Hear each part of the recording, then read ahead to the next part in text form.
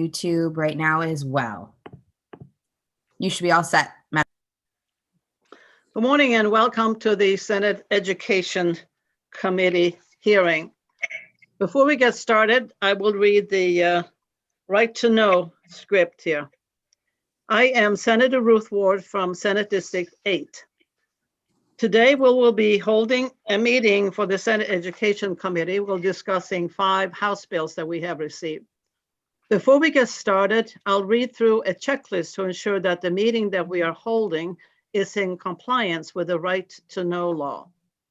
As chair of the Education Committee, I find that due to the state of emergency declared by the governor as a result of the COVID-19 pandemic, and in accordance with the governor's emergency order number 12, pursuant to Executive Order 2020-04 and its extensions, this public body is authorized to meet electronically. Please note that there is no physical location to observe and listen contemporaneously to this meeting, which was authorized pursuant to the governor's emergency order. In accordance with the emergency order, I am confirming that 1, we are providing public access to the meeting by telephone with additional access possible by video and other electronic means. We are utilizing Zoom for this electronic meeting. All members of the committee and selected legislative staff have the ability to communicate contemporaneously in this meeting through this platform. And the public has access to contemporaneously watch and or listen to the meeting on Zoom or YouTube and via phone by following the directions and links provided on the General Court website. 2, we have provided public notice of the necessary information for accessing the meeting in the Senate calendar. 3, we are providing a mechanism for the public to alert the public body during the meeting if there are problems with access. If anyone has a problem, please email remotesenate@leg.state.nh.us or call 603-271-6931. 4, in the event the public is unable to access the meeting, there should be a comma in there. In the event the public is unable to access the meeting will be adjourned and rescheduled. 5, please note that all votes taken during this meeting shall be by roll call vote. Finally, let's start the meeting by taking a roll call attendance. When each member states their presence, please also state where they are and if anyone else is in the room with you during this meeting, which is required under the right to know law. I will call the roll. Senator Hennessy. Good morning, everyone. Erin Hennessy from Littleton. I am home alone in the room. Senator Ricciardi. Good morning, everyone. I am alone in our home in Bedford. Senator Khan. At home in Keene. My wife is elsewhere in the house. Good morning. Senator Prentice.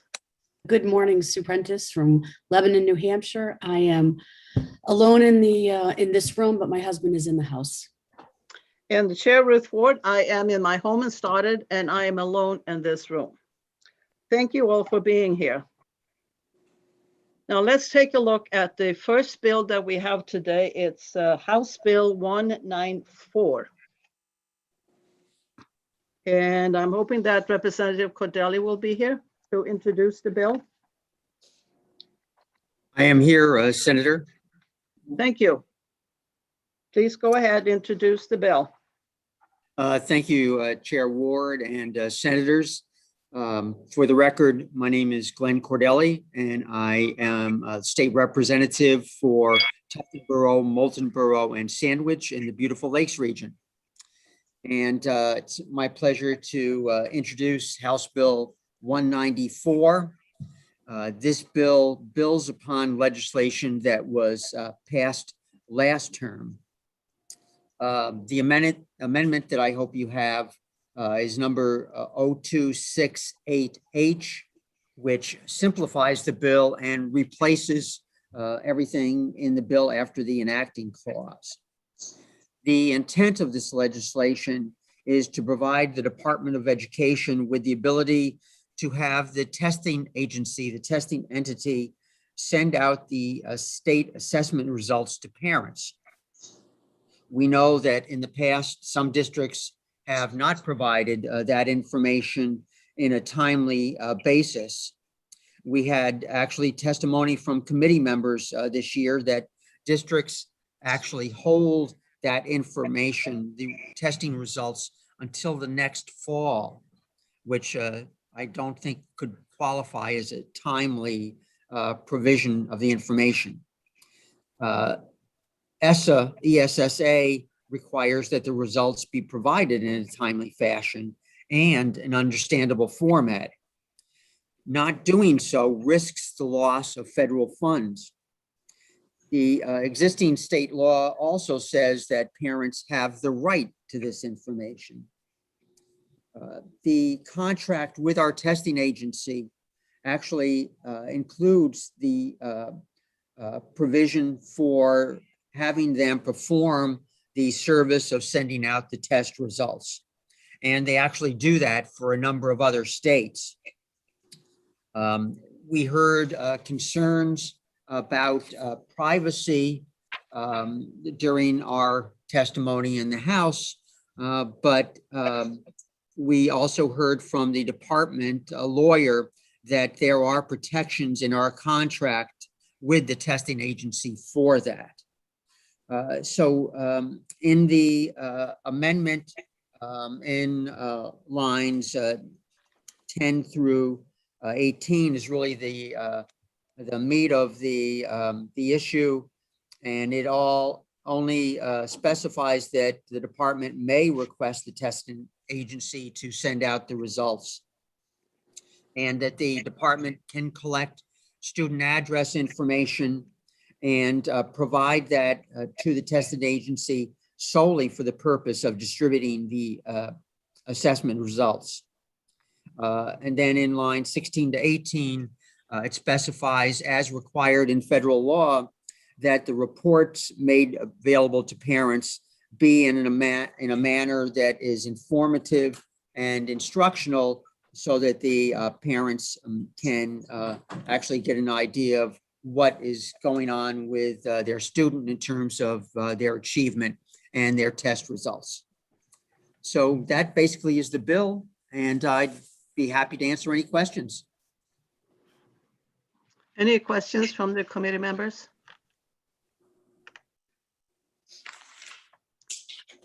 Part of my screen is black, so I can't see everybody. If you see anybody, Eva, would you let me know? Madam Chair, Senator Khan has his hand raised. Senator Khan. Thank you, Madam Chair. Good morning, Representative. So we do recall this bill from the past, and my superintendents in my region are familiar with the intention. So there really are districts that don't distribute assessment scores in a timely way, because I can't find any that do that fail that test. Thank you, Senator. And yes, I do recall your involvement with the legislation last term. And we did have testimony from members of the committee that their districts did not send out the results until the fall, when they would have teacher conferences with the parents. And at that point, they would review the test results. Would you believe that the superintendents in my district indicate to me they see this as a really important communication device for them with parents, and that's why they prefer to send this out. Have you encountered the vast majority of superintendents? I mean, I don't have anybody who doesn't want to send these out and use it as a communication device. They have this is one of the ways that they really can get a good parental conversation going. And are you not finding that? Um, All I can say is that we have heard from the department that there are districts that don't send them out, and the testimony that we had in committee that results were delayed until the fall of the next year. But I certainly agree with you that this is a great communication tool and opening up a dialogue with parents about how their child's education is proceeding. And I would just add, if I might, that we had testimony also from the department that the test results are basically available at this point from the testing agency to the school district the same day that the test is given. It's almost instantaneous that the results are available to the district. So there shouldn't be a reason for a delay, but evidently there is. And this would also enable the district to possibly save some time and staff effort and funds in having the testing agency provide the results to parents. Any other questions? Say that the testing agency is going to provide it, or that I'm sorry, Madam Chair, is the department providing this or the testing agency?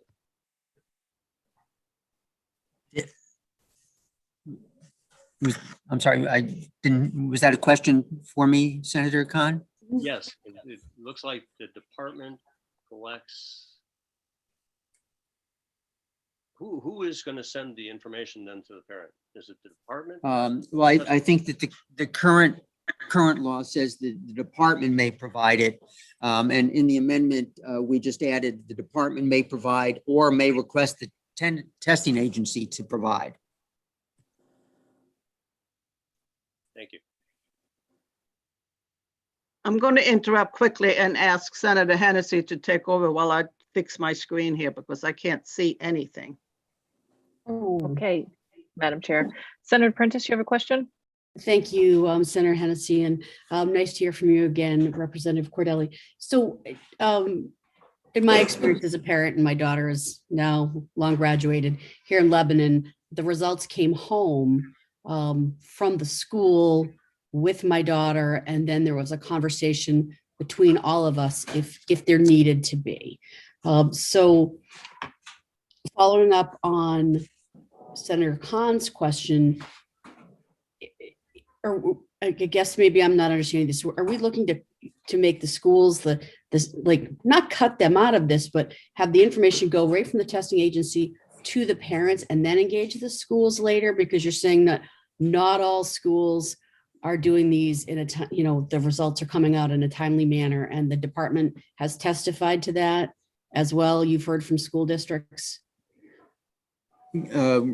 Correct, Senator. I kind of piled that on there. It's like we're going to let the schools cut the schools out of the middle, cut the schools out, send it directly to the families, and then let the conversation catch up between the families and the schools once they have these results in hand. The families that didn't come from the schools came from the testing agency, correct? That would be one.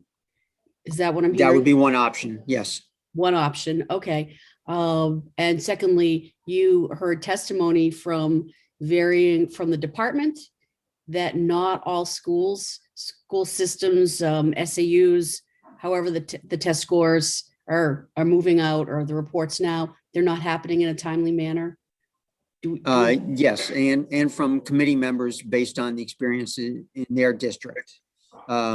So that it still would be an option, I think, under the statute as amended, to have the district send out the results. The current statute says the department may provide, it's not a shall, and likewise, they may request the testing agency to do it. Okay. So I would agree that I think it would be preferable for the districts to do it. But in the event that that is not happening, then there are other options that would satisfy the federal requirements. Okay. Follow up. Follow-up? Thank you. Thank you, Senator Hennessy. Representative Cordelli, so the school districts are not doing it in a timely manner. They don't have a deadline that they have to make to get these out? The federal statute just says, I believe, a timely fashion. There was testimony from the department with the legislation last year, SB 267, that their interpretation of timely meant that the assessment results would be sent out no later than June 30th of each year. Oh, I always got them earlier than that. Okay. Representative Cordelli, thank you for now. All set. Cordelli, I have just one question. I said, so I'm a parent who has kids in public school, and I do receive the testing results. But I've heard a lot of discussion about the communication or the dialogue between the school and the parent. And for myself, for my purposes as a parent, it makes no difference to me if the school sent them to me in the mail or if the testing facility sent them into the mail, because either way, there's no dialogue with the school unless I initiate it as a parent. So if there needs to be a dialogue, it's my responsibility to initiate it. And if I get the results sooner, then I can have that dialogue sooner. So I'm thankful that my school district sends it out, but for those that do not send them out, how is the department gonna know that they have not been sent out?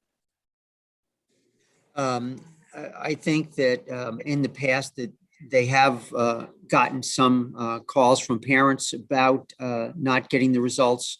And I think that the issue might have come up with the commissioners' discussions that they have with the superintendents, in that when some districts are making the results available to them, to the parents.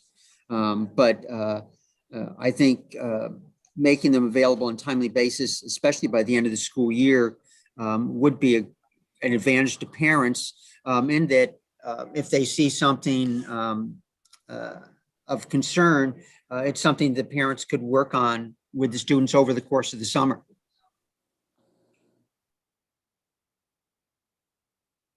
Thank you. And I'll hand the gavel back over to Senator Ward. Can you see us now? Thank you, Senator Hennessy. I had to go to a totally different computer. I don't know what happened. Any more questions for Representative Cordelli? I think we probably have one person from the DOE available who can probably answer some questions. Melissa White? Sure. Yeah. Melissa White, would you like to speak to this bill? Good morning, everyone. Can you hear me? Yes. Great, thank you. My name is Melissa White. I work for the New Hampshire Department of Education. I'm the administrator for assessment. And so I'm available to answer any questions about our assessment system. I just want to clarify that we have multiple products that make up our assessment system. So we have the NHSAS, which is given to most students between the 3rd and 8th grade, and that assesses ELA math. And then in 5th, 8th, and 11th grade, it assesses science. We use the SAT for our 11th grade students. And then we also have our access test for our English language learners to assess English language proficiency. And we have the dynamic learning maps, which is given to students that are not able to take the New Hampshire SAS or the SAT and need an alternate assessment. And so we have multiple products that make up our assessment system. For the New Hampshire SAS, when a student completes the assessment, the moment the student completes both the ELA and mathematics portion, it automatically generates a score, and a report can then be created right after the student finishes the test and can be distributed to parents. Some schools choose to wait till the end of the year or to the end of the term to send it home with report cards. With our DLM assessment, our SAT, and our access test, those are not immediately generated when a student finishes the test. The SAT, students are usually able to get into the portal and get their results within about a month. With the DLM and access test, the case manager for those students usually has to send that assessment home, but that assessment's not, those results are not available, or that report is usually not available until the summertime. So those are two special instances where a report may not be available by June 30th. But other than that, most of the students that are taking the New Hampshire SAS do have that ability. We are working right now on a product with our assessment vendor to open up or create a parent portal. We're hoping that that will be ready to go by next year. I do have a demo that I'm attending this week to see that. But so for the spring 2022 assessment, we'll have a parent portal for both the DLM and for the New Hampshire SAS. SAT already has one. And so that would allow parents working with their district to go in and put in contact information, an email address that the results could automatically be sent to, and they can go in and access information. And it's interactive, so it provides a variety of results. So we are working on that right now. Thank you.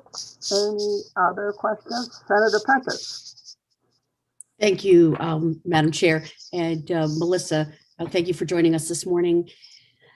And so my daughter's 23. She hasn't been in, grade elementary school for a long time. So with SATs, I want to set those aside. All other testing, I don't ever remember getting it like in June. I usually got it like not too long like they took their tests, and then during the school year, we got the results. And so yes, sure. So I believe that when your daughter was in school, we had a different testing window set up. I wasn't Okay. here at that time, but I believe it was in the fall was when we were administering our summative assessments. And so they would take the assessments actually in September, and then that's why their results would come out sooner. Our testing window now goes from about mid-March until June 11th. Mid-June. And so schools can use that entire window to administer their test in. So some of them, if they're administering it, in March, they'd have it right away in March. And then some, if they're waiting till June at the end, then they'll have it a little bit later. Madam Chair, follow up. Let's follow up. And I just asked my colleagues to indulge me for a second here. So Melissa, is the idea that these are I'm just trying to think about the timing of this going, the window change to the end of, more towards the end of the year to get a picture of the whole year. I mean, does it matter when the test happens? Like if the test happens at the end of the year, is it looking where they're at for that year? If it happens at the beginning of the year, is it for where they're coming in? I mean, what's the logic behind where the testing lands in the calendar, the school year calendar? Sure. So I believe that some states usually, they kind of range. Some prefer to test in the fall, some prefer to test at the end of the year. With our particular assessments, they are a summative assessment. So it is to assess all of the students' understandings and mastery of the core standards for that grade level. So for example, a third grade student taking the third grade assessment is going to be tested on their ability to understand all of those core standards for that year. And so it is can be challenging if the student is taking it in March because they may not have covered all of the content by that time. So some schools do choose to wait, more towards the end of the year of May and June, so that they have the ability to cover all of the content that could be on the assessment. Well, so thank you very much. Sure. And Madam Chair and my colleagues, thank you for letting me just investigate that a little bit. All right, I'm done. Any other questions from committee members? Madam Chair. None. Madam Chair, Yes. Senator Khan has his hand raised. Okay, now I have a different screen. Okay, Senator Khan, your turn. Thank you. Ms. White, sometimes and very often when it comes to privacy of information, parents will express that they do not want to divulge student address, home address beyond the school. Are there tests? You said that most tests set up portals, email addresses are sufficient. Is there any test right now that through which student address is provided?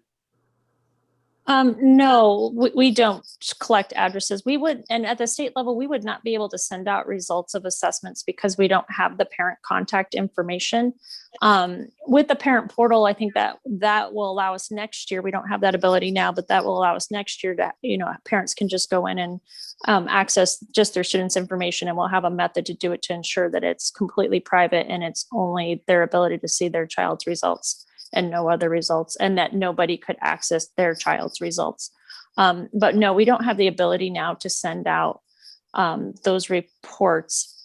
If a parent were to contact us directly and ask, I think we might be able to. It hasn't happened before, so I'm not sure if I haven't myself gone in and generated a report and send it to a parent, but I'm sure there's a way for me to do that. I couldn't give the details on it, so I don't want to speak to that too much. But as far as sending out actual paper reports, that's usually on the school or the school district to do. But we don't collect parent information or parent address or any of that.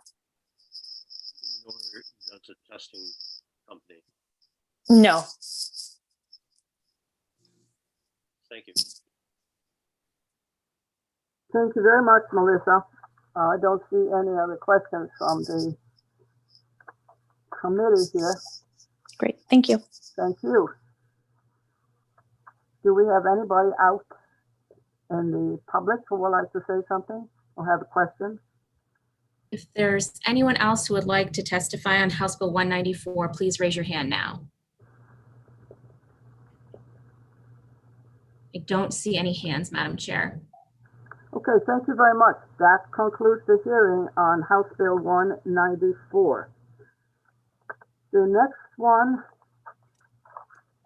if I'm right here, is 442, Yes. and Representative Cordelli. Oops, I'm sorry. This is yours also.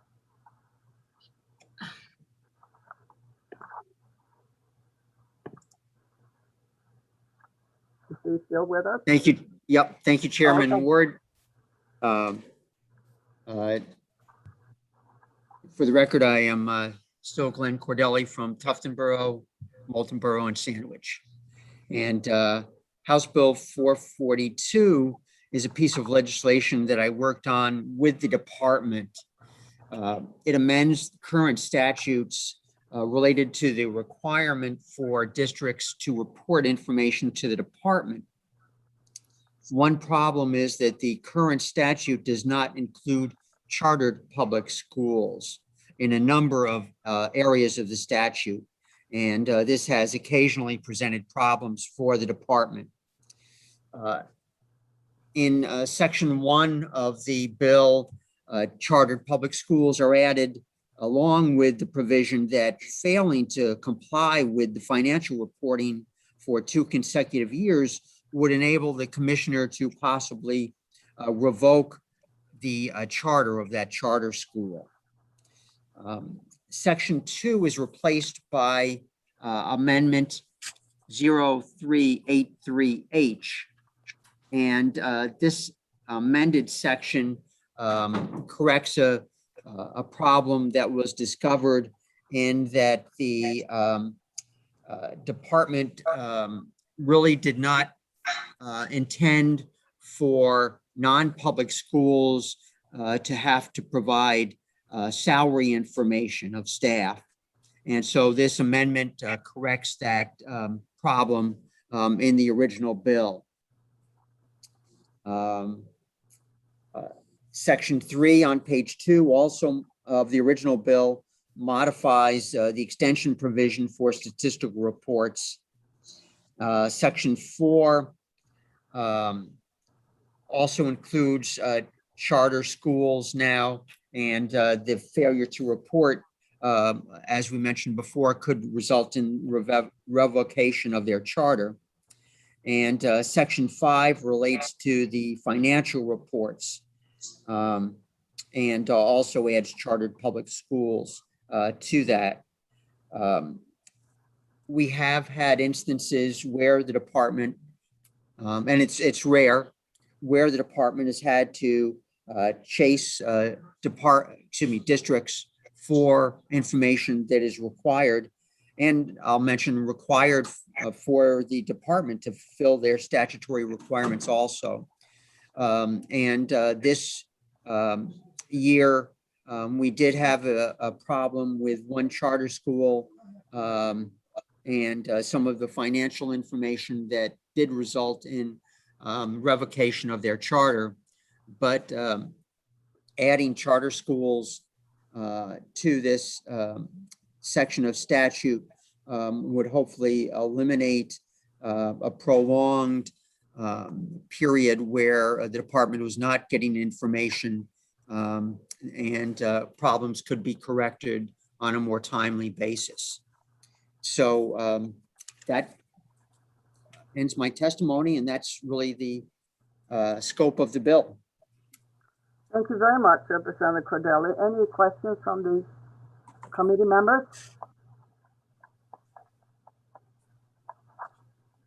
I don't see one.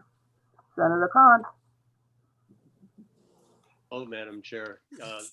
Senator Cordelli, would you believe that I support your bill?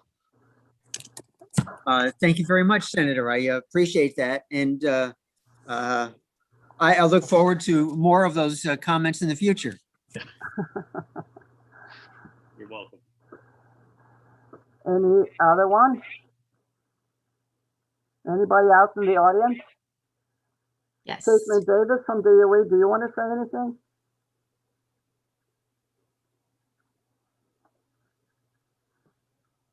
Good morning. Can you hear me? Yes, we can. Great, thank you. For the record, I'm Caitlin Davis. I'm a director at the Department of Education. Representative Cordelli sponsored this bill on our behalf because we felt that we needed to clarify the law around the department's authority around various reporting requirements. This bill does not expand or add any new reporting requirements for either chartered public schools, non-public schools, or district public schools. All it does is clarify the department's authority if we have a school that has failed through numerous times and chances to submit various data. Some of the data that we're talking about is specifically the DOE 25. The DOE 25 is a comprehensive financial document. We've only ever had one school district that we've ever had to hold a payment for that has failed to submit a DOE 25 in a timely manner. However, we have some chartered public schools that have not submitted the information in a timely manner. And as a result, we have continued to make payments to those charter schools without receiving the financial documentation that we need on the other side of things to comply with various state and federal reporting. It puts the department in a somewhat awkward situation. So this is why we asked for this to be clarified. There are 30 public charter schools at this point at the school or at the state. There's probably only 2 that we ever would maybe need to pull this trigger. Same with district public schools. Right now, I said we've only ever had to use this leverage once. We hope to never have to use it. Our process is to begin notifying schools months before this reporting is due. And continue to follow up and provide technical assistance if needed. So the department was hoping that this language could be used as just another tool for the department to get the few remaining schools to provide the reporting, or no longer provide public funds until appropriate financial oversight and reporting is provided by the schools. Thank you. Any other questions from the committee? Thank you very much, Caitlin. Madam Anybody Chair, else? I'm sorry. Senator Khan has his hand raised. Who? Senator Khan. Oh, Senator Khan, you got to raise your hand faster. The quiet Okay. guy. Go ahead. Thank you, Madam Chair. And Ms. Davis, do we require audit reports from public charter schools We do, yes. covered with the with this legislation or under other legislation? So the same penalty is effective for failure to report the DOE 25 as well as an audited financial statement? No, that is not. This is specific to statistical reports, meaning the DOE 25 and various enrollment reports. The charter schools are required to have their financial reports under the the financial audits under the charter school law. So as of right now, there's no additional requirement other than the State Board of Education could look at a school when they look for reauthorization and note that they haven't had the various financial reports and audits done and potentially not reauthorize the school. But failure to receive an audit report from the department failure to submit an audit report to the department would not result in the department holding funding. The same is true of district public schools. So. Any other questions? Thank you very much, Caitlin. Anybody else in the audience wants to say something? If anyone else would like to speak to House Bill 442, please raise your hand now. No hands, Madam Chair.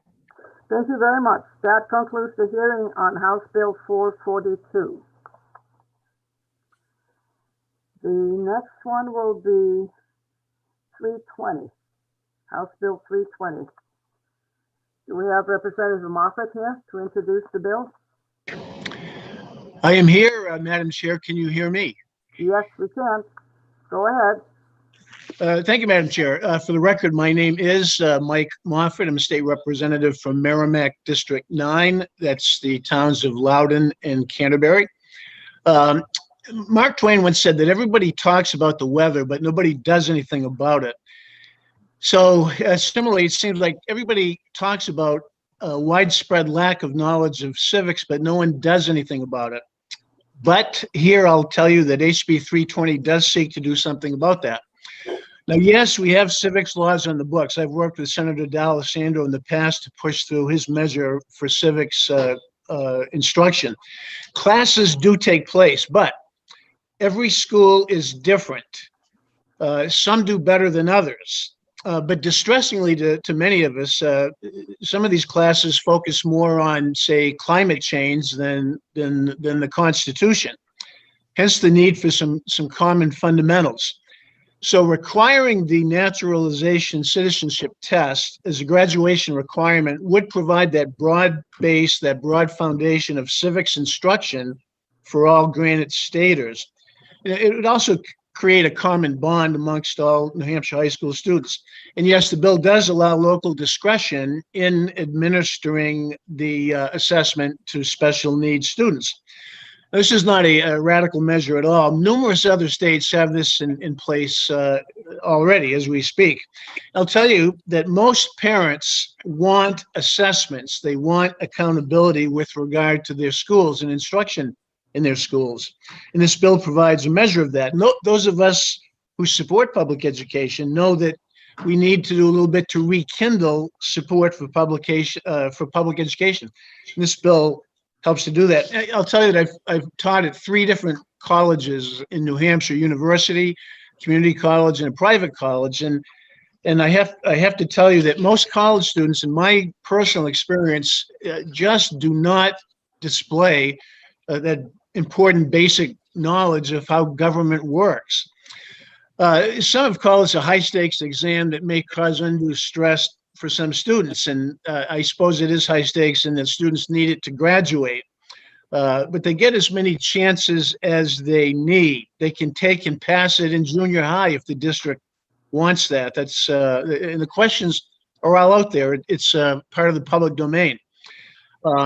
The 10-year-old son of the representative from Wyndham, who is actually in this room with me at this time, his 10-year-old son took and passed. He didn't get 100 on it, but he passed the this assessment. So I don't think it's a terribly difficult assessment. And I think we owe it to our students to challenge them a little bit. That's how they learn. That's how they grow. Otherwise, we shortchange them. Now, folks who are well versed in EduSpeak will say this will result in teaching to the test, teaching to the test. Well, that's not a bad thing. Law professors teach to the test. It's called a bar exam. Nursing instructors teach to the test. It's called the NCLEX. Driver ed teachers teach to the test. It's called the driver's test. And I would say to the opponents of the bill, I've said in the past, would they do away with driver's tests and just trust the classroom instruction? I think I would like to see drivers tested before they take to the roads. I'd like to see our students tested before they head off as citizens. Why would we not want that? You'll also hear people say that studying for this assessment simply involves rote memorization. Information will soon be forgotten. And again, more EduSpeak. I profoundly disagree. I still remember the multiplication tables I learned in the 3rd grade. And I still remember the bones I learned in anatomy class. Again, parents want to know their children are learning these fundamentals. And this will help restore a measure of confidence in schools. I'll just finish by saying Dr. Carl Ladd of the School Administrators Association, I don't know if he's in the speaking queue. He sometimes testifies in our committees. I'm sure he's testified in your education committee. He earlier spoke against this measure in House Education before the full House voted ought to pass by almost 70 votes with bipartisan sponsorship and bipartisan support. I just have to throw this out to Dr. Ladd if he's speaking today. And perhaps he's changed his mind on 320. I have to do a shout out because Dr. Ladd is a former civic student of mine for many years ago, Groveton High School, and look how great he turned out. So at any rate, I hope you'll continue moving this forward, and I'd be happy to take any questions. Senator Hennessy. Thank you, Madam Chair, and thank you, Representative, for taking my question. Good to hear your voice. I just have one question for you, and it's more of a, would you be open to an amendment? Because my kids go to a school that don't use the 100% scale, they use a 1 through 4 scale. And so I think the 70% or better, although it's kind of clear what that means, might need to be adjusted to include for different grading scales. Does that make sense? Thank you, Senator. I think I'm tracking you. Well, as you can see, the bill is fairly short and hopefully sweet. The assessment in question, there were several out there, and we specifically identified the 2020 version so there'd be no confusion, which says 128 questions. And the 70% solution actually is one that's used in other states around the country.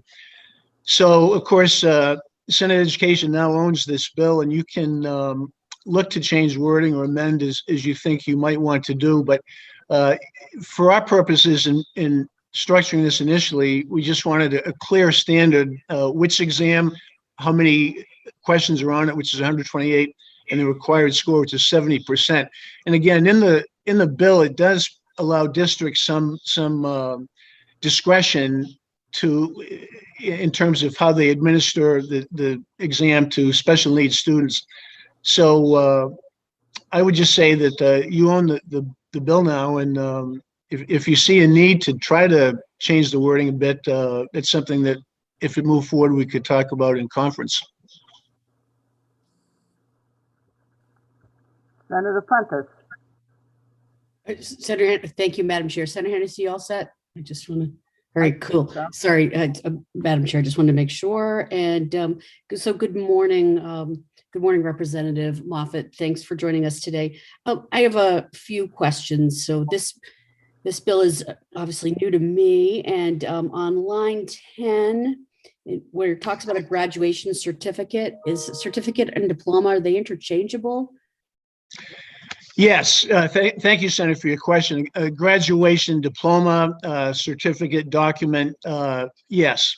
It's the intent is whatever is given to a graduate, whether it be a certificate, a diploma, or a proclamation. Sure, it's the same thing. Senator, Madam Chair, I just have a, Go ahead. keep on a roll, same line of thinking. So is certificate, so thank you for answering that question. Is that something the Department of Education uses interchangeably? Is it match up with other wording throughout the department? I don't know if Caitlin is still in the queue there. I'll make sure. Sure, the wording, the intent, certificate or diploma, it's again, whatever the district calls what they give a graduate from their school. Okay, great. I can check with Caitlin. So thank you. So let me see if I'm understanding this. So if a student is required to take this, this has become a required high school course, and in order to be eligible to graduate, to get a diploma, a certificate, a diploma, whatever the district calls it, they would have to have a 70% or better on the 128 question exam. Sure. Thank you for your question, Senator. I have to point out that this is not a course, and there's been a little bit of confusion about that in the past. In fact, I had some email exchange with Senator Khan on this. This is not a course, and it does not seek to replace a course. It seeks to augment existing courses with this assessment. So it is not a course, and yes, it would be expected that the student would pass this with a 70 at some point. Again, without getting too prescriptive to the districts, they could administer it whenever and however many times that they wanted. Again, the questions are in the public domain, and it could be administered in 8th grade. As I said, one of my colleagues' 10-year-old sons took it. So anyway, it could be administered anytime. Follow up. Go ahead. Thank you, Representative Moffett. Okay, so on line 6, maybe I'm going to just try to clarify my question. So on line 6, it does say, as part of the required high school course in history or government. So what I'm hearing you say is it would augment one of those programs. It would happen anytime during their education. But again, my going back to this assessment that they take, if they don't pass this assessment 70% or better, they cannot graduate. That is indeed the intent, Senator. Thank you. Yes, that is the intent, to put a little bit of teeth in the existing statute, which just calls for the course. Okay, great. Senator Ward, thank you. And again, my colleagues, for this indulgence. One more question. Okay, go ahead. And Representative Moffett, this might be for you, or it might be from DOE. And please forgive me, it's been a while since my daughter's been in school, but I don't remember any other assessment that they had to pass in order to graduate. They had to have a certain, GPA. And obviously, as parents, we were seeking a certain GPA. So is this just for civics, or does this apply to any other subject matter area? I mean, I appreciate the work on civics, and I agree with Senator D'Alessandro in this direction, but I'm just trying to hone in on, could this, if a student did not pass this test at 70% or better, could this upend their education or their ability to graduate? Sure, Senator. Thank you. It's a great question. And you're correct. It's fairly unusual in New Hampshire or nationwide to have a specific requirement like this. That said, civics is very unique. I think civics and English, for example, we expect, and it's in statute that students take English classes, and we also think that civics is another profoundly important basic part of any citizen's education, that they should know a little bit about how to speak the language and how the government works. We would not require a French class or a geometry class, but this particular field is one that we feel we owe it to the students and their families, and indeed to our state, to have citizens who have some basic background in how government works and how it came to be. Okay. Representative Moffett, thank you for taking all of my questions. Madam Chair and my colleagues, thank you for that indulgence. All right. That's the No. purpose of the hearing. Any other questions from the committee, Senator Khan? You're muted. Sorry, Madam Chair. Thank you. Greetings, Representative Moffett. I'm wanting to see if there's any flexibility in your thinking on this. So first off, civics is a required course in high school. Is that not right? Correct. So we've got a couple of forms of assessment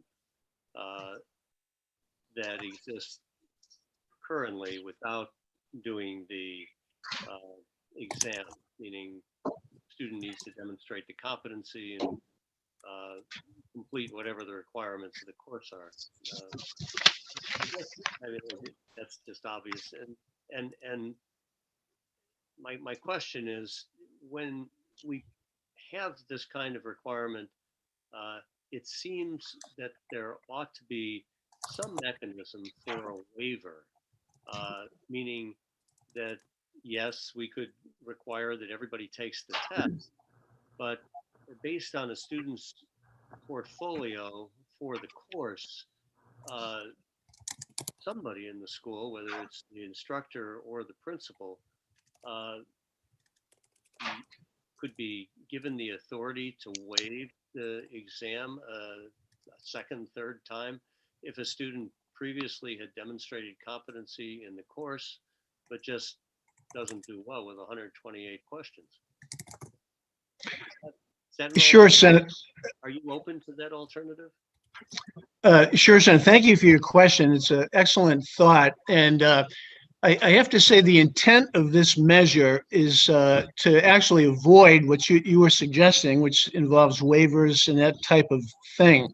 The reason that other states and so many people in this state want this assessment is because of a lack of confidence in what many schools are in fact doing. Yes, there is a civics requirement, but as I said earlier in my testimony, clearly some of these civics classes are more contemporary issue classes than civics classes that focus on the fundamentals. Like I said, the example I used was that clearly some of these classes are talking about climate change or whatever, and not basic civics fundamentals. So the notion of allowing for a waiver is a slippery slope that we honestly want to avoid. We want this to be a clear, short, sweet requirement for every high school student and graduate in New Hampshire.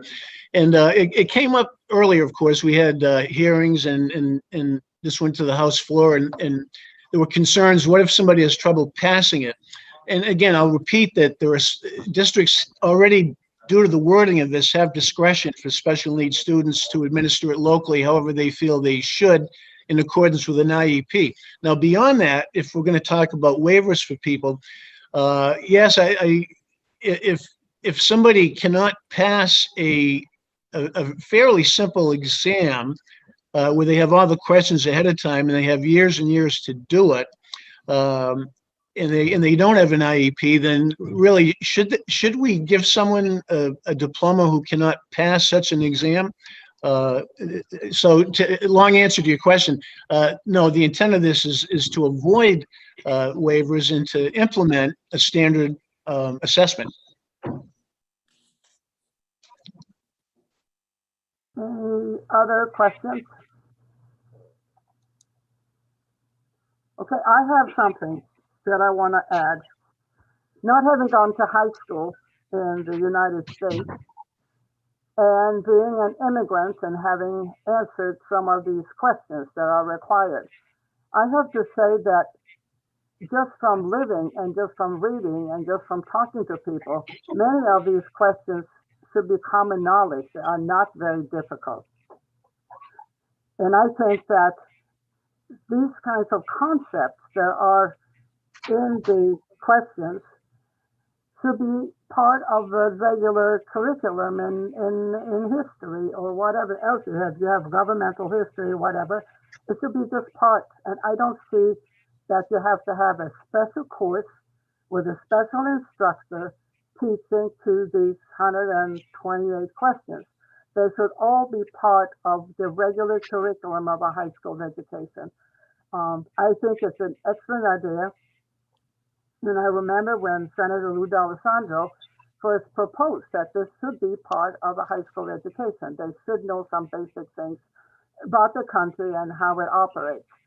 So I support this. And having said that, do we have anybody in the audience who would like to say something? We do. Okay, We have Becky Wilson. Becky Wilson, welcome. Thank you, Senator Ward and members of the committee. Can you hear me all right? We can. Great, thank you so much. My name is Becky Wilson. I serve as the Director of Governmental Relations for the New Hampshire School Boards Association. We certainly, again, want to thank the sponsors of this bill for bringing this forward. We agree and share in the belief that civics education is a very important topic, and we would like that to remain a focus for all of our students in New Hampshire. And I think anyone who has sat in on any of the hearings this year would certainly vouch for the fact that we have a number of students who are actively engaged in their civic duties in terms of testifying and things like that this year. It's been very nice to see. However, for the reasons outlined in this testimony, and I did send along some written comments previously, I will not read this to you, but the New Hampshire School Boards Association is in opposition of this bill. We do feel like students are already required to attain some sort of passing grade on a competency-based assessment to show their understanding and application of civic skills in a much more deep and meaningful way than taking a paper and pencil test. That this is really just adding another burden, quite honestly, to students who have shown a much greater knowledge of civics and how that is applied in everyday life. New Hampshire has certainly focused on trying to decrease reliance on these high stakes one-time standardized tests. And while I realize this may not be considered high stakes on its own, as soon as you make it a requirement for graduation, I will tell you, every high school senior will tell you that this is absolutely a high stakes assessment. We appreciate that there's some language in this bill for students who have an individualized education plan to make some adjustments. However, the bill is silent on students who have a 504 plan for a disability, whether or not they are allowed accommodations or modifications to the exam. Competency-based systems certainly show that students have already passed this class for civics and have gained that knowledge. And I guess at a minimum, while we understand that this is very important, graduation competencies and the minimum standards, that's left to the local district to determine how students are going to meet those requirements. This is a different mandate that is not coming from individual district decisions. If a district wants to use this assessment as their competency-based assessment, they are already able to do that. I would be interested to know how many districts are doing that, however, because we have really spent so much time getting away from a one-time assessment, as that is not best practice for students instructionally, to show that they have multiple times for that. At a minimum, we would also ask, typically when there's a change in graduation requirements, those are phased in starting with the following year's freshman class, and that is to accommodate scheduling and other issues. It's very rare that you would add a graduation requirement to a current senior class on the spot. So we would ask that there maybe at least be some consideration in terms of phasing it in terms of incoming freshmen. And with that, I'm happy to take any questions, and I appreciate your time. Thank you, Ms. Wilson. Any questions from the, yes, Senator Prentice. Thank you. Thank you, Madam Chair. Becky, nice to see you and hear you again. So one of the things you said struck me.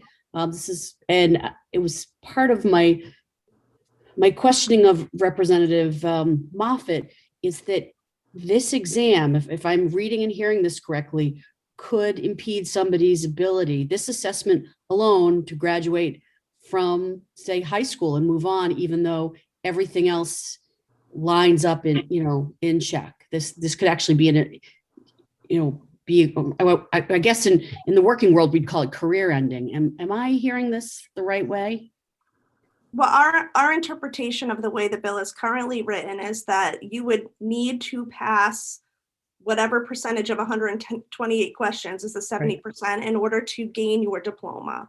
So if this really were to go into effect, I believe as it's written, which is 60 days after its passage, so hypothetically for the start of next school year, you could have a senior who has potentially met all of their other graduation requirements, maybe even is planning on graduating early, has already attained their civics credit, but would have to pass this exam in order to get their diploma. Okay. Follow up, Madam Chair. Follow up. Okay. Thank you. And Becky, I heard you talk about other assessments in, throughout the course of education. In fact, we talked about that earlier, but is there any other requirement like this for graduating? I'm just going to go for graduating from high school here in New Hampshire. No, not to my knowledge. Typically, graduation credits are awarded based on competency in a course. So you would have to have some sort of assessment of competencies for each course, which gains you the credit to meet the graduation requirements, but there's no standalone test. Okay, thank you very much. And I want to clarify for the record that I am not against a strong background and education in civics integrated into current programs or as a standalone. I just have a great concern about this kind of what I call like a career ending cut. So I just wanted to say that, and thank you, Becky. Good to see you again. Thank you, Madam Chair. All right. Thank you so much. Anybody else on the committee? Do we have Nat Green from the DOE? Yes. You might be able to add something.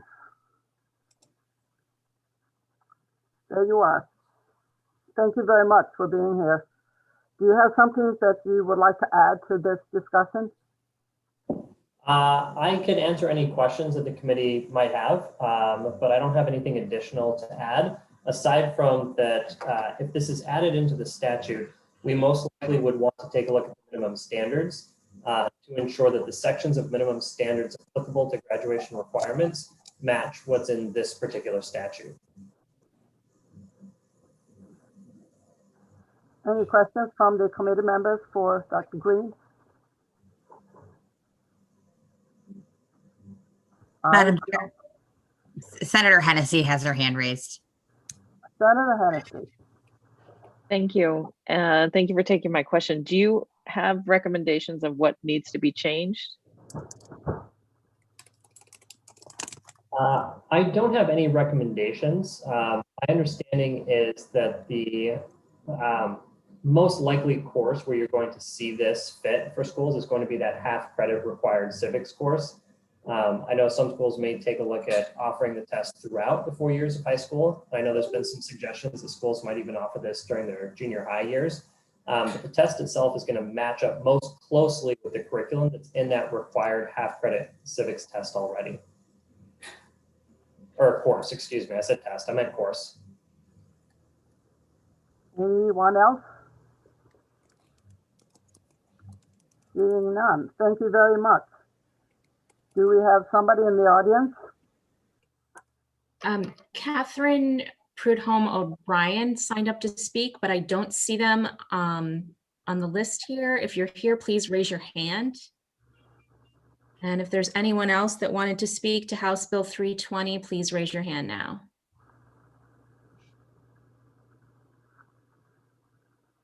I don't see any hands, Madam Chair. Thank you very much.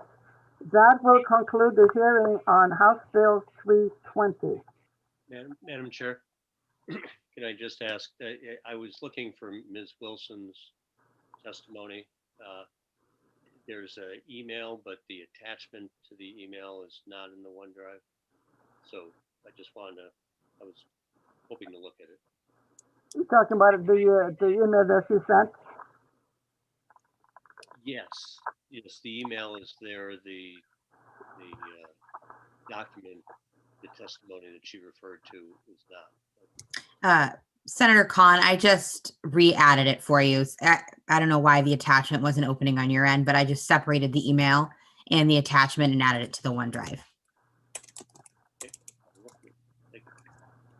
Because I have it.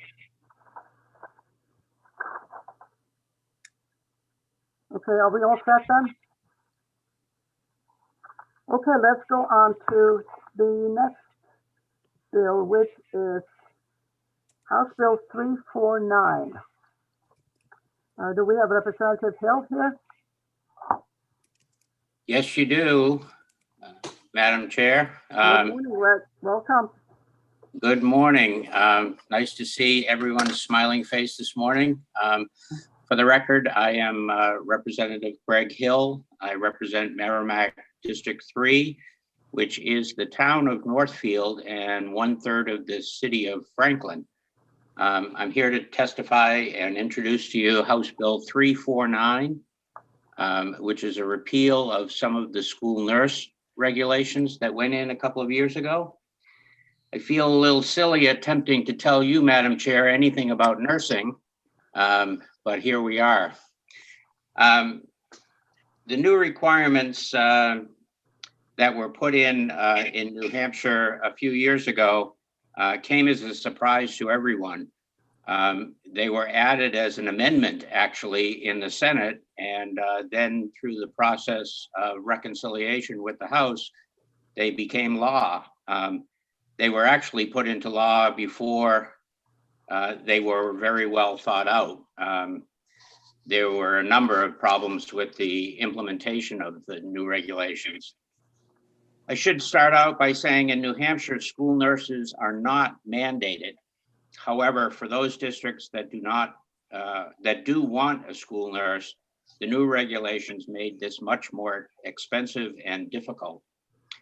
In order to get around these requirements, school districts are now renaming the school nurse to another title, such as health coordinator, or they are using local public health nurses, or perhaps they are eliminating school nurses altogether.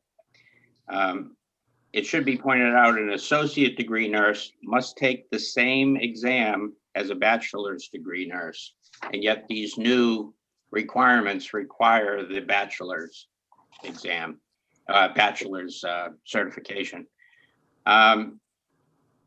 I need to point out that there was absolutely no case ever made for the urgency of these increased regulations. There was no case for need ever made. There was no immediate danger to the public or to school children ever been indicated. No evidence of legal issues causing this change were evident. There were no lawsuits. There were no federal mandates. I would suggest that nothing shows to our constituents the benefits were undoubtedly higher cost and greater shortage of quality candidates. I actually spoke with one person who said they hadn't seen a candidate with the new qualifications for 3 years at the time that these went in. And also, I'd like to point out the new requirements couldn't have been a safety issue, as when they were written, the recommendations did not affect existing school nurses.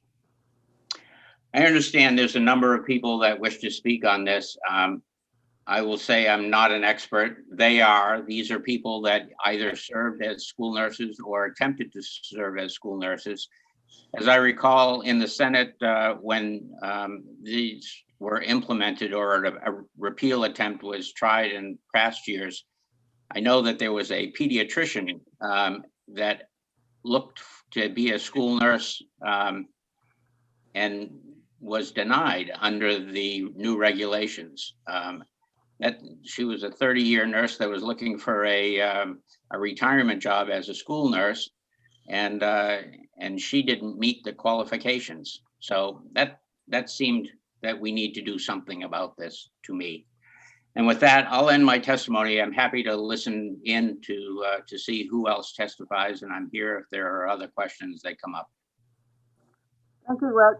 Any questions from the committee members? Senator Khan. Thank you, Madam Chair. Hello, Representative Hill. Good morning, Senator. So can you explain the educational difference between a registered nurse and a Bachelor of Science nurse? I certainly can give you my layman's version of that, but I suspect there's going to be people that are much more qualified to explain that to you in the queue. I can't see from where I am now who is in the queue, but I would suspect that some of the people from the School Nurse Association are here that would answer that better for you. Senator Prentice with a question. Sorry. Senator Khan was still trying to follow up, I think. I didn't hear that. I'm sorry, Senator Khan. Did you want to follow up? I would like to follow up. So, Representative, some of the differences are explained by the College of Nursing. That's the accrediting body for nurse programs. And I mean, do you agree that we should be listening to the professional field when determining criteria for licensure or in positions? We do that all the time for OPLC. And they do recommend a BSN for school nurses. So I'm perplexed by the reason to question what the profession is recommending to us. Thank you for your question, Senator. And to a certain extent, I do agree. When it gets to the point, however, that a school department or district may decide not to have a school nurse because of these recommendations, I'm not sure how the school children, the families, or the general public is benefited by those additional burdens.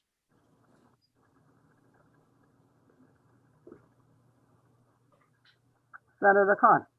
Thank you. In this last year, we've had a lot of evidence of a reason for a really well-trained nurse that understands social emotional disorders, multiple diagnoses that need to occur, has good research skills. Do you think that this needs more time to absorb the role that the school nurses have played in the course of this year? Because this has been so complex, and I can't imagine school districts having cut this out of their budgets and out of their schools this year when it's been so important to have that kind of resource in their buildings. Thank you for your question. I'm not sure what the question was in there, but my response, I guess, would be I do see a need for a professional in the position, and my concern is we are making this so difficult that districts can't find those positions, people to fill those positions, and are either going the route of changing the title to something other than school nurse to qualify, or not having a nurse whatsoever. Neither of those things are beneficial. I'm sure you agree. I do, and I hope there's somebody from the department that might address this. There is, but I think Senator Hennessy had a question. Thank you, Madam Chair, and good to hear your voice, Representative Hill. You had Likewise. mentioned that a retired pediatrician had applied for a school nurse position and was declined because of the rules. Do you think that in your bill, a school nurse shall be a registered nurse currently licensed in New Hampshire? Would you be looking to amend that to be a a registered nurse, physician assistant, nurse practitioner, or medical doctor or pediatrician? Would you want to open it up to more qualified individuals? I'd be happy to do that, Senator. To me, the big problem that I would like the bright minds on the Senate to take advantage of or to underscore is the fact that there may be places, as Senator Khan pointed out, that don't have nurses at all at this point. That to me is the major problem that needs to be looked at. If we have made these regulations so difficult that districts are not operating with school nurses at all, or anyone in that field, then certainly something has to be corrected as far as I can see. So if the solution that you, Senator Hennessy, would like to put forth is to expand the opportunity for someone to be a school nurse, I think that would be terrific. Thank you. Follow up? Follow up. Go ahead. Just to segue off of a question that Senator Khan had. Have we heard in New Hampshire, and I'm asking you because I know you're deep into the details of this, about any school nurses or complaints about any school nurses that didn't have a bachelor's of science during the COVID time and were practicing school nurses? None to my knowledge. Thank you. Thank you, Representative Hill. Any other questions from the committee? Senator Prentice. Thank you, Madam Chair, and thank you, Representative Hill.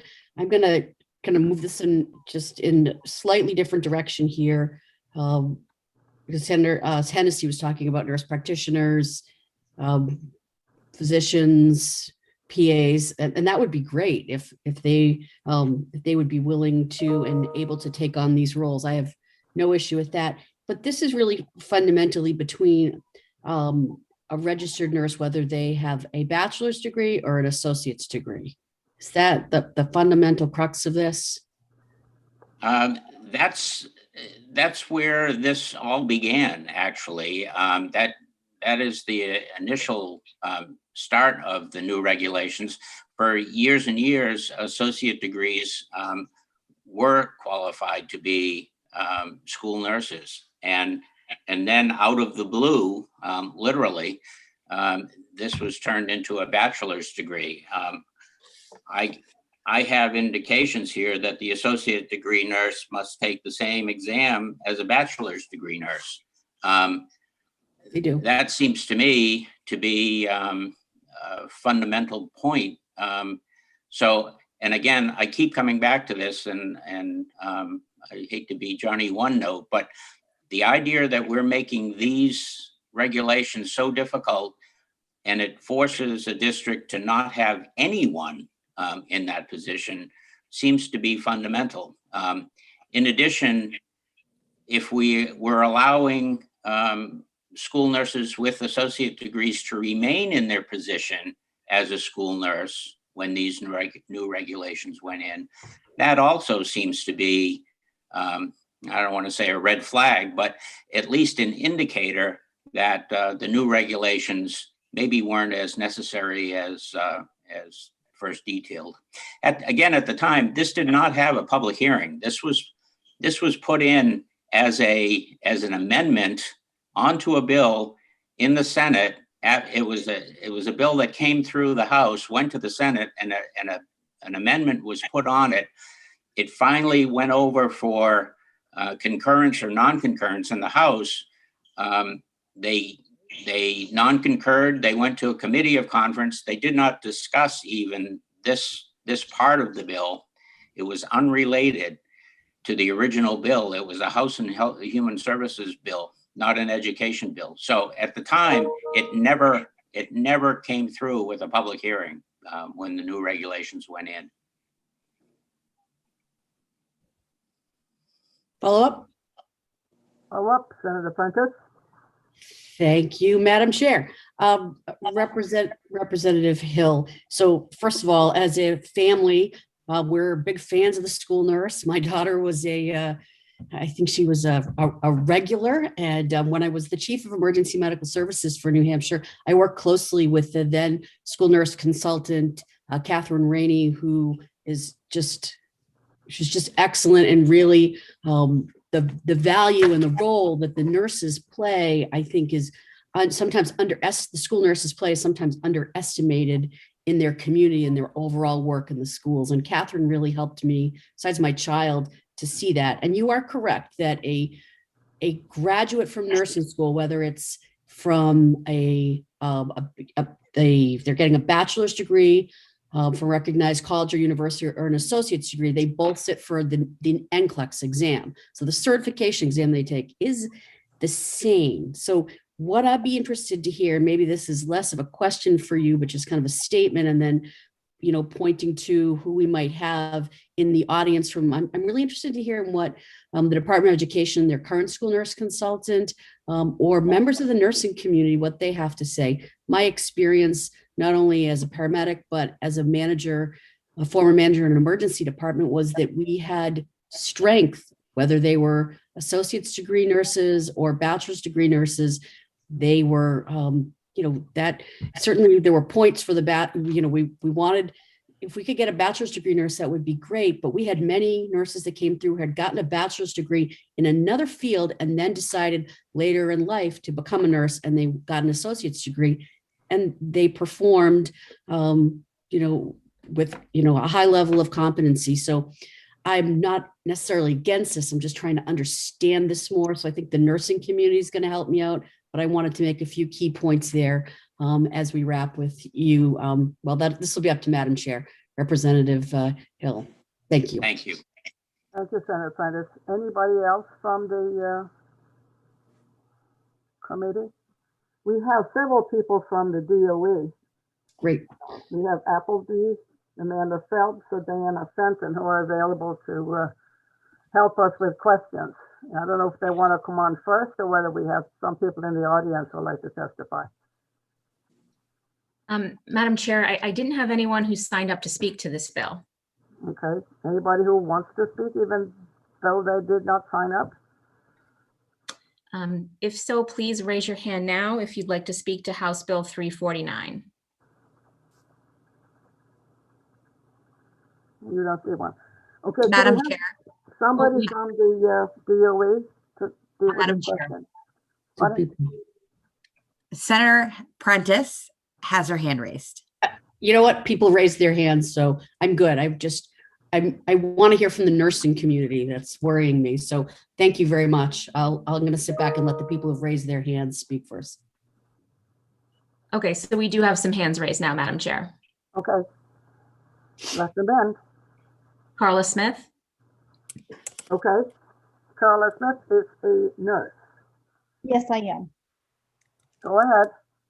Hi, my name is Carla Smith. I am a registered nurse. I currently serve as an assistant professor of nursing in a BSN program at MCPHS University in Manchester.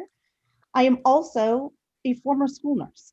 So I can kind of speak to both sides of this. I did give testimony in the House Education Committee as well.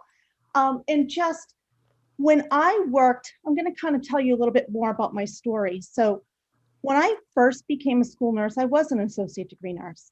And interestingly, I was an emergency room nurse prior to that. I worked for 10 years in the emergency room. But I didn't pass my NCLEX exam and go straight into those roles. I was hired by a hospital system that employed hundreds of nurses. I had mentors, I had training. I was taught to use specialized equipment. I was taught about cutting technology. Cutting edge technology. But what I mean is I had support and I grew my practice. I gained experience. I was a very good ER nurse. When I stepped foot into a school setting, it was like night and day. I was so lost. I was the only nurse in my entire district, responsible for over 500 children, working with educators who were amazing, but they don't know nursing.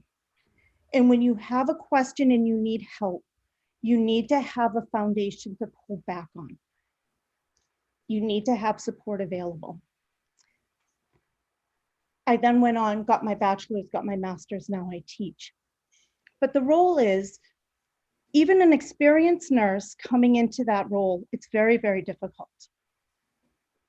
The difference between the two levels of education, and absolutely you sit for the same NCLEX, it prepares you for entry-level practice. It's fantastic. I've taught in both associate degree programs and BSN programs.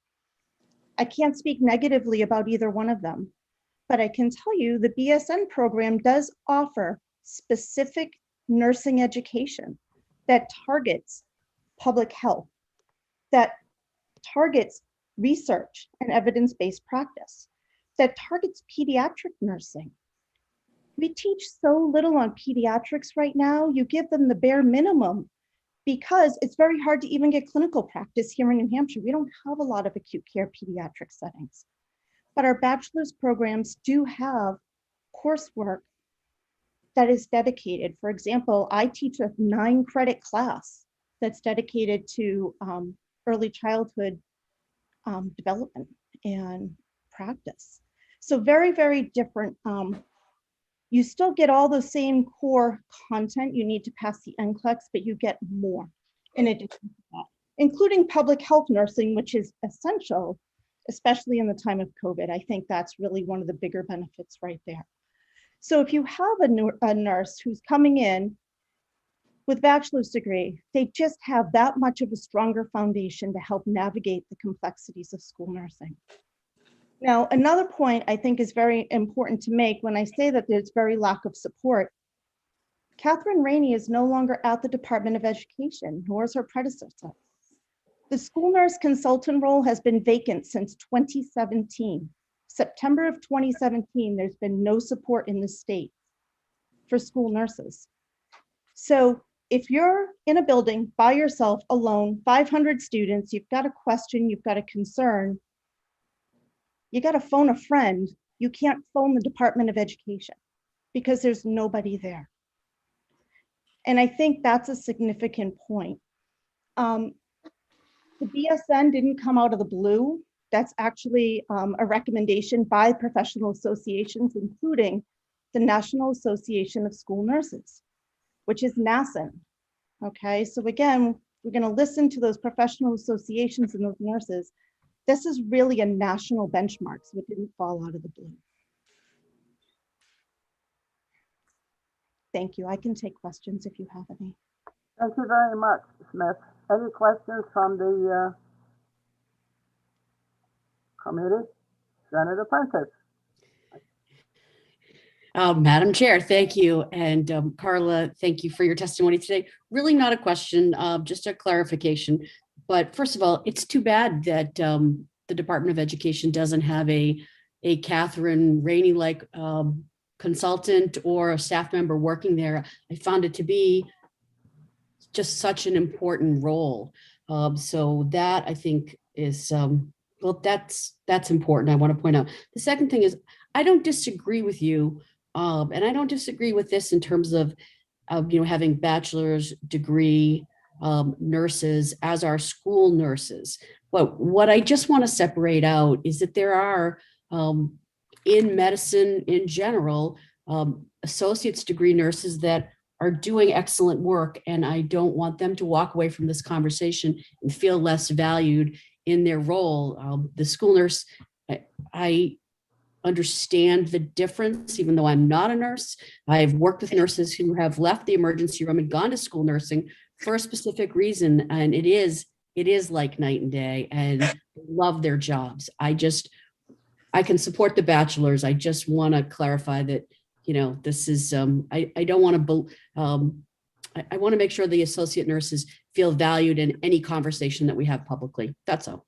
I 100% agree with you. And that is very, very important. And it was the traditional, a lot of school nurses do have associate's degrees.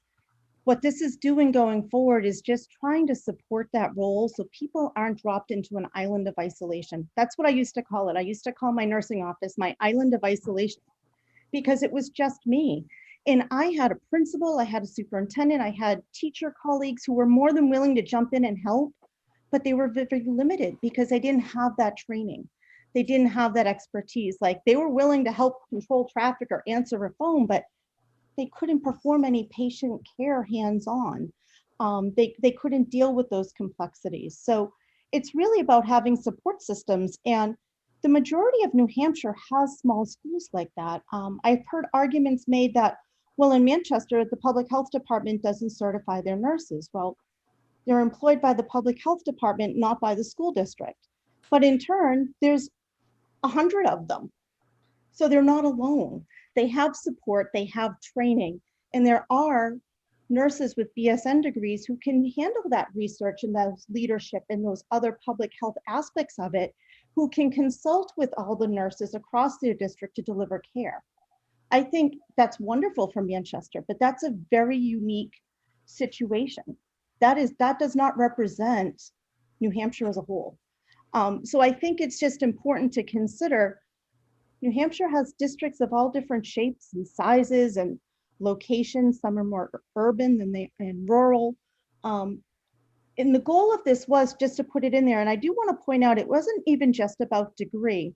It also said to come in with experience, because in the past, when this bill first went forward in 2016, and there was a superintendent, and I apologize, I want to say from Portsmouth, but I can't say for certain. I have it on letterhead somewhere from previous testimony years ago, that really was looking for something safe-wise in the state to prevent brand new nurses who were just stepping out of school past their NCLEX and going into the role of a school nurse with no experience. So it's not just about degree, it's really about experience. And there's also multiple pathways. So if a district can only find somebody who maybe has a few years experience and has an associate's degree, but wants to be matriculated into a BSN program, they can do that within 3 years and still be hired in their district. So there are pathways in place to assist with this. So it's not a cut and dry, we won't hire you. It's, we're happy to hire you, but we would like you to go on this pathway to get that advanced degree, which is really no different than what our hospitals are doing right now. I have new graduates going into the hospital systems, and the hospitals tell them, we would like you to get your BSN within X amount of years.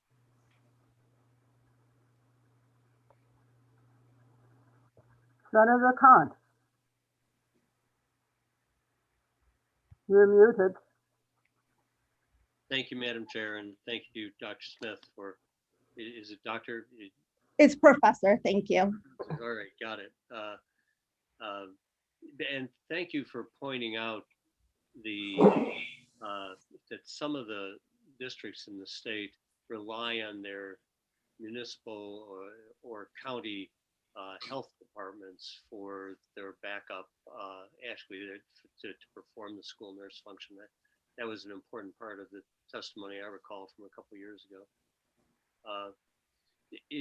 What I'd like to ask you is, I consulted with the American Association of Colleges of Nurses, and there's this quote from them that says, the baccalaureate nursing program encompasses all the coursework taught in the associate degree programs, plus a more in-depth treatment of the physical sciences and social sciences, nursing research, public health and community health, nursing management, and human development. Do those sound like the content differences in the program that you teach in the Bachelor of Science in Nursing versus what you're familiar with in a RN program? Yes, thank you. You just summarized what we call the 8 BSN essentials beautifully. You could come to my class and you could lecture that to my students. Part of our AACN accreditations, and this goes for all colleges of nursing, it's not just specific to mine, must incorporate those 8 BSN essentials into their core curriculum. That is part of our accreditation standards, which means that any student who has obtained this degree has also received targeted curriculum and education components to meet those objectives that you just read from. It's a very lengthy document. It's about 60 pages in length. There's a nice summary of them. I'd be happy to share that with you via email if that's something you would be interested in, but that's like I said, that's standard for an accredited nursing school. And if you were not accredited, your students would not be allowed to sit for the NCLEX exam. So that's also regulated by the state boards of nursing, and that goes countrywide. Thank you. Thank you, Ms. Smith. Anybody else from the committee would like to have a question for Ms. Smith?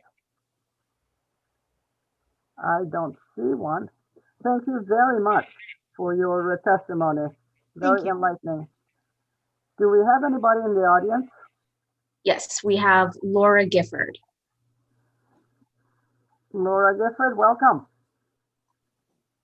Hi, thanks for taking my call. I am a school nurse. I am currently practicing as a school nurse for the past 11 years, and I have over 30 years of nursing experience. I've worked in pediatrics, I've worked in emergency room, I've worked in the cardiac units, but I have definitely felt like the nursing in the school community is a huge different application. So I'm just wanted to view my point. I am a bachelor's in nursing, and I have felt that it's been very beneficial for me to have that additional knowledge. I also want to say that the certification is also required by other hospital entities. Like you can get certified in rehab, you get certified in emergency room nursing. So it's an additional piece of education that I really support in the School of Nursing in this practice, because you are by yourself and there's not anybody else in the building. Most likely you're only health professional. And so that's an important note. I want to also say that we're expanding our practice and we're increasing our professionalism by expanding the practice to the whole BSN program. So I think that's pretty much what I wanted to say. Thank you. Thank you very much for your testimony. Any questions from the committee members? Go back here. I don't see any questions. Anybody from the audience? I don't see any more hands raised at this time for House Bill 349. So that will close the hearing on House Bill 349. Senator Khan is waving his hand. Senator Khan. Madam Chair, I believe we had Steve Appleby with us. I had asked if they wanted to speak and I didn't hear from any one of them, but there should be 3 of them there. Stephen Appleby, Amanda Phelps, or Diana Fenton should all be here to answer questions. The question that I would have is twofold. One is, is there a position in the Department of Education that is helping school districts with school nurse issues, should they arise, whether it's filling a position or providing consultancy to materials? The other question is, are they aware of critical shortages that school districts are facing? Thank you, Senator Khan. I think we have Steve Appleby here. Good morning, Madam Chair and Senators. Thank you for your time this morning. Steve Appleby, Division Director at the New Hampshire Department of Education. Senator Khan, in answer to your first question, I am aware that we do have a position for a school nurse coordinator. I do not believe we were successful in attempting to fill it. But it's not in my division, so I quite honestly don't have too much information on it beyond knowing of its existence. In your second question, if you could repeat that? The last time I had checked about the number of vacancies, it was for school nurses, it was very small in number, with the response from the schools that this is a desirable position. It's one that people seek because of the independence in the role. So surprisingly, these positions aren't going vacant. Do you have any information that might update us on, if there are concerns in the field that these are positions going unfilled and at a time when we need them so badly? Yes, thank you for the question, Senator. First of all, we do not survey school nurse as a employment as a critical shortage area. We do produce our critical shortage list annually, but school nurse is not an item that we survey for, a position that we survey for. That said, I have had many, and by many more than 10 conversations with districts over the last several years regarding a particular candidate that they've interviewed that doesn't quite fit the requirements. For example, doesn't have the direct pediatric experience, but maybe has 25 years of nursing experience, or does not have the proper degree. And so I would say I don't have hard data to back it up, but I have had many conversations with superintendents who are challenged by the requirements. And it is my understanding that many of those superintendents go the route of creating a health coordinator position. Thank you, Mr. Appleby. Any other questions for Senator Hennessy? Thank you very much, Senator Ward, and thank you for taking my question, Mr. Appleby. Can you tell me if a school nurse is out of school for medical reasons or what have you, what are the requirements for a substitute nurse? So it's a great question. Thank you, Senator. So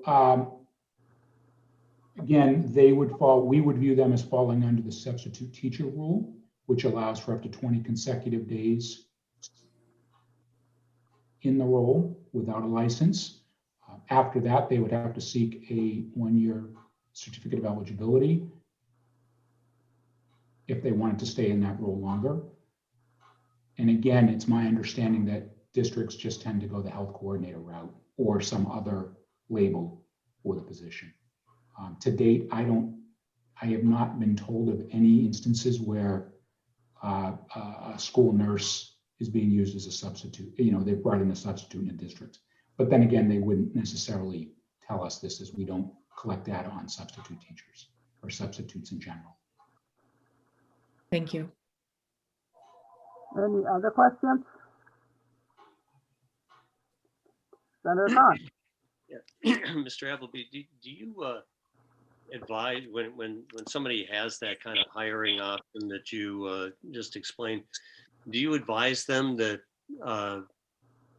nurses hired during this transition that they've got 6 years to complete the requirements of that there are in the statute? Yes, we do advise districts of their options, including that one. Thank you. Any other questions?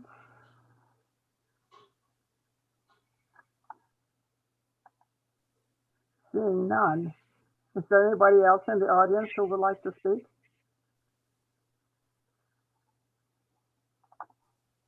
Don't see any hands raised. Okay, in that case, we are concluding the hearing on House Bill 349. And we'll move over to House Bill 432. And Representative Mullin. Thank you very much, Madam Chair, and hello to Senate Education this morning, particularly to my neighbor, Senator Ricciardi, who I never see in Bedford, so I'm happy to see her face this morning on the screen. Good morning. House Bill 432 comes to you as a result of a series of conversations that took place between the Department of Education and House Education last session. At a certain point, we were looking at RSA 189-13A, Section 5, which I believe you may have copies of in front of you this morning. We commonly refer to that as the crimes which bar employment in education. And as we were looking at this list, Attorney Diana Fenton from the DOE brought up the fact that we have an inordinate number of people in New Hampshire that get certified to teach here that don't ever actually end up teaching here. And that conversation led to the realization that human trafficking is not on the list of infractions that bar employment in education in New Hampshire.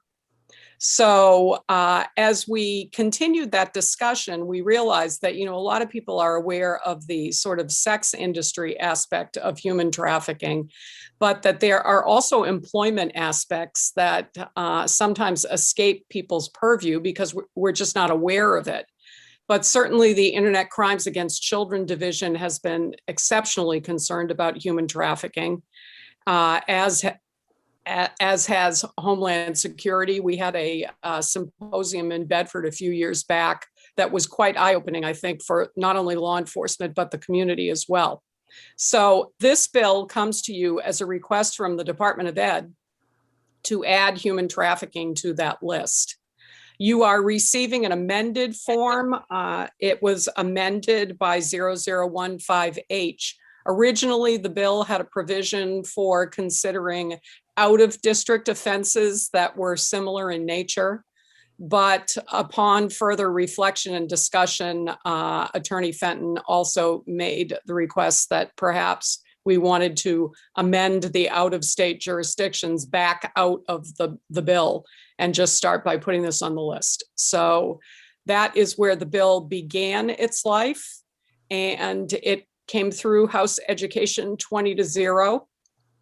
I'm hoping that it will have the same bipartisan support here amongst my Senate friends. And I am open to any questions or concerns that you may have this morning. Thank you very much. Any questions from the committee members? Senator Khan. Thank you, Madam Chair. Greetings, Representative Mullen.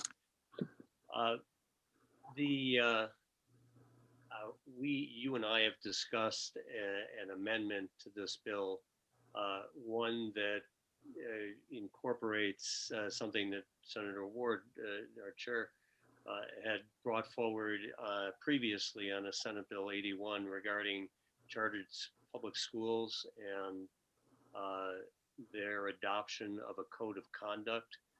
Yes. Are you amenable to this bill? Should that be amended on here and adopted by the Senate? Are you amenable to supporting that amendment as the bill would go back to the House for concurrence? Oh, I most definitely would be amenable to that, Senator Khan. And I liked the provision when I saw it originally in, I believe it was Senate Bill 81, that it came through Senator Ward's bill originally. I liked it then, I like it now. I can't imagine that any of us don't want every teacher in the state of New Hampshire held to a high conduct of ethics and behavior. So yes. Well, thank you, Representative. And Madam Chair, it was completed this morning because of the need to add something to it, but we now have Amendment 958 that I believe, Ava, you have now, and hopefully when we consider the bill.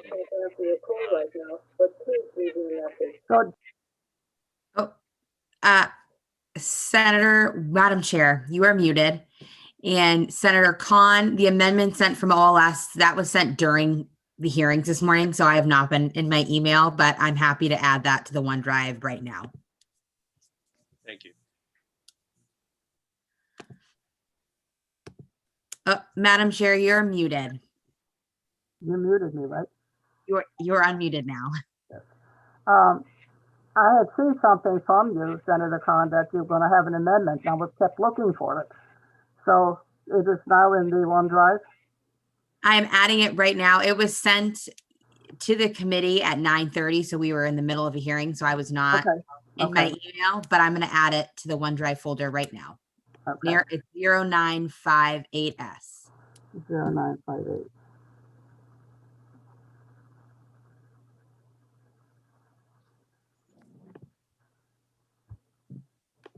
Is this an appropriate time for Senator Khan to discuss his amendment? Or do we have to wait until we do something with the bill? I mean, if he wants to speak to it, I think that's appropriate. Is it a long amendment, Senator Khan? Oh, Madam Chair, it is very much like what you introduced with Senate Bill 81. The only difference is that it needed to tie back to RSA 194B3A paragraph 2, and those ties have been added to the amendment. So it's really quite a simple amendment saying that chartered school districts shall propose a policy to adopt and implement a code of conduct for New Hampshire educators, and failure to adopt or implement the code could result in probation or revocation of the school's charter. And then under the chartered public schools statute, it needed to reference then this section, and it now does. Okay. I believe Ms. Fenton is here in case you have a question. Madam Chair, I just wanted to ensure that Representative Mullen, as the prime sponsor, had concluded her testimony. Just for the hearing report's sake, I just want to see where we're at. Okay. I have concluded my testimony. Thank you, Ava. Thank you very much, Representative Mullen. More questions from the committee? Let's look at here. I don't see any. Okay, would you like me to move to Diana Fenton now? Yes, please. That would be great. Okay. Welcome, Ms. Fenton. Good morning, Senator Ward. Thank you, committee members, for having me. For the record, my name is Diana Fenton. I'm an attorney with the Department of Education. I'm here just to speak with you briefly about Representative Mullen's bill and Senator Khan's amendment, if there are any questions. You have provided with a list, which Ava told me has been provided to everyone. I just quickly go over it. The list you have is what I like to call my little cheat sheet. It is the enumerated offenses which prohibit employment in the state of New Hampshire. That list is found in RSA 189.13a, and in the statute, it just lists it by number. It does not list it by the name of the offense, which I always find very helpful. So hopefully committee members have that list. As you can see, this list is very narrowly tailored to mainly address child safety issues. And we felt at the Department of Education, and in conjunction with Representative Mullen and Senator Khan, we felt it would be appropriate to add on a list of human trafficking, because that is an offense that that can target children as well as adults. We felt that it made sense as a common sense matter, but more importantly, I think we have to recognize that human trafficking it took a while to codify human trafficking as a criminal offense. 189.13a was drafted quite some time ago. And so I think it makes sense that human trafficking, as it became an item that we really had a name for, just overlooked. And I think that explains any discrepancy which may exist. As a former criminal prosecutor, I don't have a lot of experience with human trafficking, but I do know that it took a while to just codify it. I believe, please don't quote me, but I believe it was codified in maybe 2007, maybe 2009. And this is an opportunity to simply update the list of offenses and RSA 189-13A. Take any questions, and I appreciate the committee's time. Thank you. Questions from the committee members?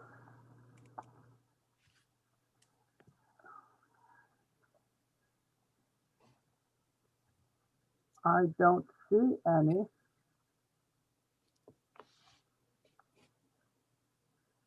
Senator Khan. Thank you, Madam Chair, and thank you, Ms. Fenton. Do you want to just speak for a second about the Code of Conduct amendment? I'd be happy to. As I testified at Senate Bill 81, the Code of Conduct was passed. I'm trying to find my copy of the Code of Conduct as I speak with you. The Code of Conduct was passed by the Board of Education in 2018, November of 2018. It was adopted pursuant to the passage of the legislation. And this amendment would just make it equally applicable to charter schools. There has been a recognition statewide of the importance of the Code of Ethics and Code of Conduct. It has helped to secure safety in our schools, frankly. And the Concord High School Howie Long case is a prime example of that. It helps the Department of Education to work with our partners in the districts to ensure child safety statewide. And that is the Code of Conduct in its simplest form, and making it equally applicable to charter schools, which are public schools, would be a great assistance in that. And so we appreciate your support. Thank you. Any other questions from the committee? I don't see one. Do we have anything else going on in the audience? If there's anyone else who would like to speak to House Bill 432, please raise your hand now.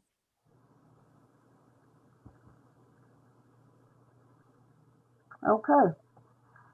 That concludes the hearing on House Bill 432. And I think that also concludes our public hearing. Do I have a motion to adjourn? Motion to adjourn. Second. Senator Prentice, seconded by Senator Ricciardi. Roll call. Senator Hennessy, Yes. Senator Ricciardi, Yes. Senator Khan, Yes. Senator Prentice, Yes. Senator Ward, yes. Is that 5 of us? I believe so. Okay. Thank you very much for coming, and we will see each other next Tuesday. We have no House bills, but I have arranged for somebody from DOE to come and talk to us about the Department of Education, their function and schools, the different kinds of programs they have for schools, the money in different accounts. And so I think that will be very helpful to us moving forward. And I have also asked that if anybody from the Finance Committee is interested to attend, that they will also be invited. But many of the people here have a lot of experience, both with education and the different aids, and also with the fiscal implications. So we're meeting at 10 o'clock for about an hour, and after that, I'm hoping to exec some of the bills that we have, hopefully all of them. So be prepared. And if you have any amendments, get them in so that we can finish up next Tuesday. With that, thank you very much and have a good rest of the day. Goodbye.